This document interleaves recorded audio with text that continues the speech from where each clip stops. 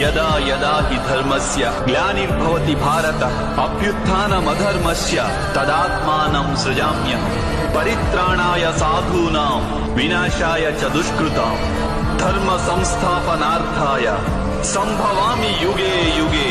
ఎప్పుడెప్పుడు ధర్మానికి హాని జరుగుతుందో, ఎప్పుడెప్పుడు అధర్మం వృద్ధి చెందుతుందో అప్పుడప్పుడు సత్పురుషులను ఉద్ధరించేందుకు, అధర్మపరుల వినాశనానికి, ధర్మాన్ని పునఃస్థాపించేందుకై నేను జన్మిస్తుంటాను. నేనే నాశనం లేని పరమాత్మను. నేనే మత్స్యావతారాన్ని, నేనే వామనావతారాన్ని, నేనే పరశురాముణ్ణి, నేనే రామావతారాన్ని కూడా.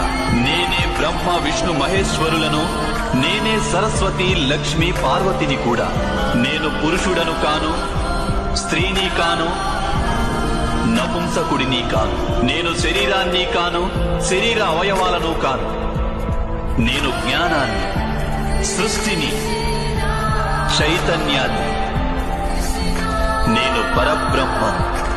నేనే సర్వస్వాన్ని. అలాగే నేను ఏమీ కాను.